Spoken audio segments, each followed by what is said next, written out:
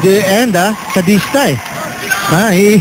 Pinapatay niya, binabalian niya lang eh. Awesome, di ba? Talagang halo. Pinapakita niya. Bully, You should see, hindi mo nakita kung ilan yung pinunch niya, di ba? How many times did he really deliver that punch to the guy's face? Marami yan, babalian pa niya ng leg. Ayan. Babalian. Binalikan pa. Yan. Papatak. Yes. Ginawa niyang dilata, no? Wrap around your finger. Yes.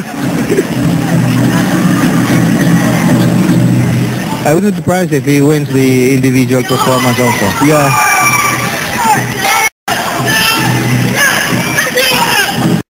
Yan. Ayun, yan. That's yung bone breaking yan, ito, di ba? Bone breaking. And then, binalian pa, neck breaking. He gives it with so much intensity, yet he manages to control his force and his power there. Kanina, nakita niyo yung sa Cubao na maganda yung pasok, di ba? May lighting ito. Ayan na, ayan. Ito, talagang namog. Patawa. Walang patawad.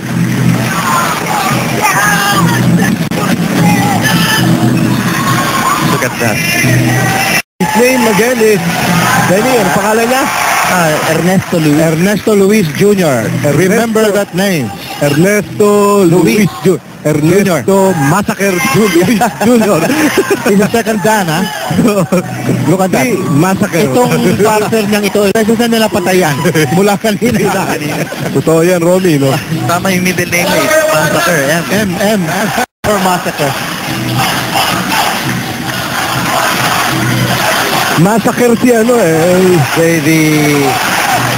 the other players are chanting Zamboanga. Look at them. Yes. Kanina kasi, no, if history serves me right, yung 13 na pinakita niya, taking the whole dojo. Ito na, ubusin na niya ito. Ubusin niya na yung dojo, no? Diba? Malapit na. But anyway, yung pinakita niya ngayon was the first time we saw it here in Manila noong 96 yung Aikido group. It was Tohei, I think, who demonstrated against 15. Okay. But of course, Tohei was Tohei is one of the proponents of Aikido in Japan.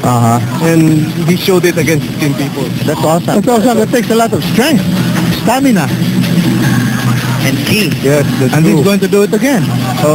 And this guy is second dan. Yes. I believe nung ginawa ni Tohei yun dito sa Pilipinas, it was something like 5th dan, 4th dan. Yeah. And ito na. That's second This dan. is it. You're gonna take on the whole world. Hindi pa. Ito na yung massacre. Yes. Ito na.